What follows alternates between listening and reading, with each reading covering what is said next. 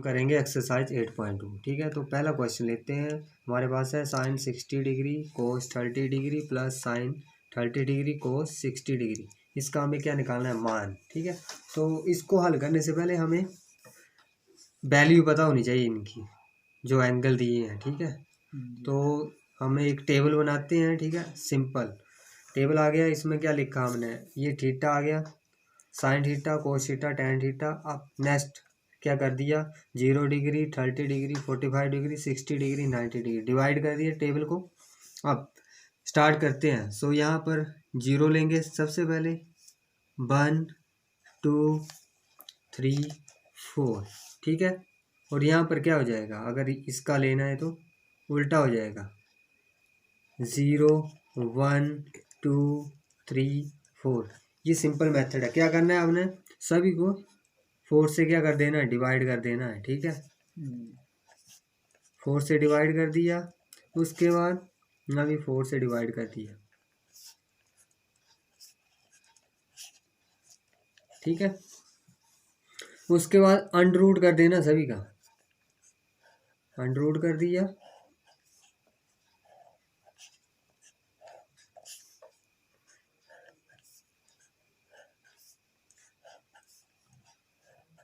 Under root कर दिया ना। अब क्या करना है, अंडर रूट से बाहर निकालेंगे तो 0 को अंडर रूट से बाहर निकालेंगे तो 0 आएगा। यहाँ पर क्या आ जाएगा, 1/4 है। ठीक है, इसको निकालेंगे तो आपके पास आएगा 1/2। ठीक है, और यहाँ है अंडर रूट 2/4। ठीक है, तो इसको सोल्व करके हमारे पास आएगा 1/√2।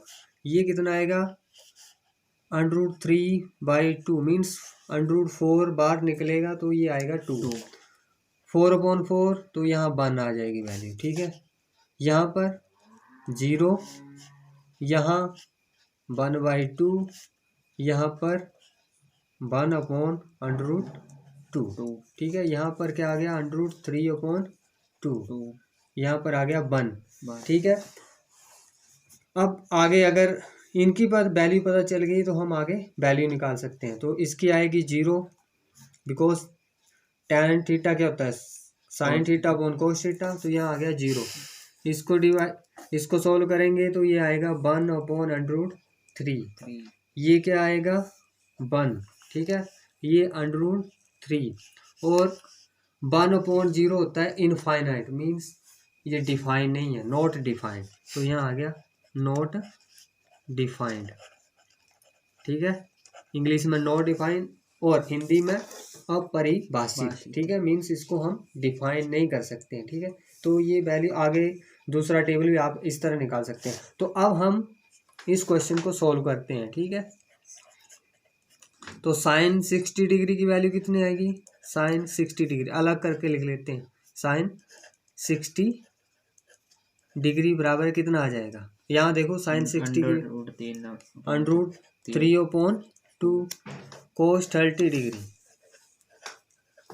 सो यहाँ कोस की वैल्यू देखो √3/2, ये भी वो आ गई सेम। ठीक है, नेक्स्ट अब साइन 30 डिग्री की टेबल से देखो 1/2 कोस 60 डिग्री 1/2। अब ये वैल्यू हम क्या कर देंगे, पुट कर देते हैं क्वेश्चन में। ठीक है, तो ये आ गया हमारे पास 3/2 मल्टीप्लाई 3/2 प्लस 1/2 मल्टीप्लाई 1/2।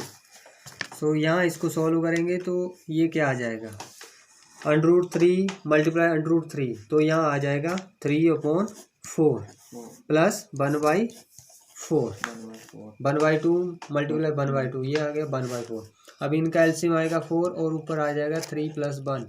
ठीक है, सो ये आ गया आपके पास 4/4 मीन्स कैंसिल आउट करके आंसर आएगा 1। ठीक है, तो आपके पास sine 60 degree cos 30 degree plus sine 30 degree cos 60 degree की वैल्यू कितनी आ रही है, 1 आ रही है। ठीक है, तो ये आ गया आपके पास। ठीक है, नेक्स्ट एक और क्वेश्चन लेते हैं इसी तरह का। आपके पास गिवन है 2 tan square 45 degree plus cos square 30 degree minus sine square 60 degree. ठीक है, तो यहाँ भी क्या करेंगे, पहले वैल्यू लिख लेते हैं। tan 45 डिग्री की वैल्यू कितनी होगी, ये आ जाएगी 1। ठीक है, कोस 30 डिग्री की वैल्यू, तो टेबल देख लीजिए 3/2। ठीक है, साइन 60 डिग्री की, तो ये आ जाएगी √3/2। ठीक है, अब वैल्यू पुट कर देते हैं, तो 2 तो वैसे रहेगा और यहाँ पर tan 45 डिग्री की, सो 1 यहाँ स्क्वायर है तो यहाँ स्क्वायर हो जाएगा 1 का square, plus cos square 30 degree है तो कोस 30 डिग्री की वैल्यू है √3/2, इसका भी क्या हो जाएगा, स्क्वायर हो गया, माइनस यहाँ भी स्क्वायर है सो यहाँ भी √3/2 का स्क्वायर हो जाएगा। ठीक है, अब सोल्व करते हैं, सो 2 1 का स्क्वायर 1 आ जाएगा, प्लस यहाँ करेंगे तो कितना आएगा, नहीं यहाँ पर आएगा 3/4, मीन्स √ से बाहर निकलेगा तो ये कैंसिल आउट हो जाएगा इस तरह। ठीक है, और इसका स्क्वायर, सो 3/4 माइनस यहाँ पर कितना आ जाएगा, यहाँ भी सेम 3/4। ठीक है, तो सोल्व, आप देखो यहाँ भी 3/4 है, ये प्लस का ये माइनस, ये कैंसिल आउट हो जाएंगे तो आपके पास आंसर आएगा 2। ठीक है, तो आपके पास ये आंसर आ गया। एक और क्वेश्चन लेते हैं इसी तरह का, कोस 45 degree divide by सीकेंड 30 degree plus cosecant 30 degree. ठीक है, ये आपके पास क्वेश्चन दिया है, तो हल क्या आ जाएगा इसका, सबसे पहले वैल्यू लिखेंगे कोस 45 डिग्री।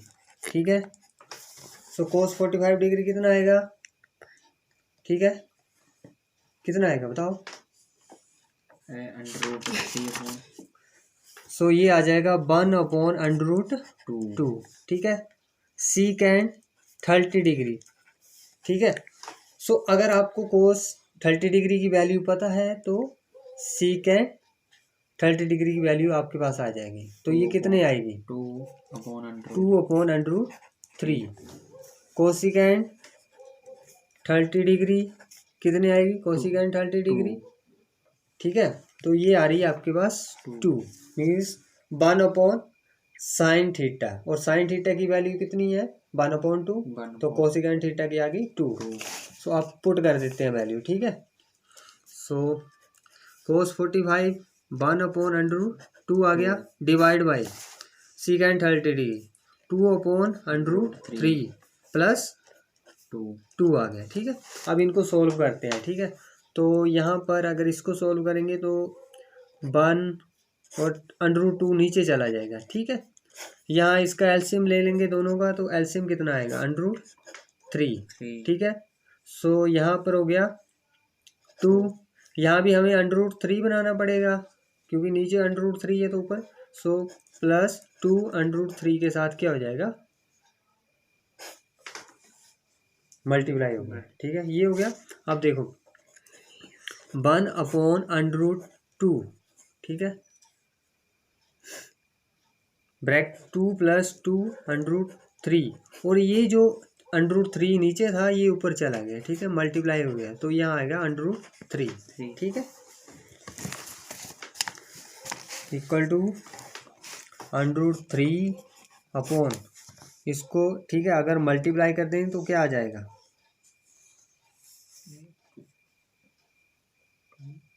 2/2 प्लस 2 √3/2, सो √3/2 प्लस 2/6 भी लिख सकते हैं इसको, क्योंकि ये क्या हो गया, मल्टीप्लाई हो जाएंगे दोनों। ठीक है, जैसे √3 है √2, तो ये हो गया √6। ठीक है, तो ये आपके पास ये वैल्यू आ गई है। ठीक है,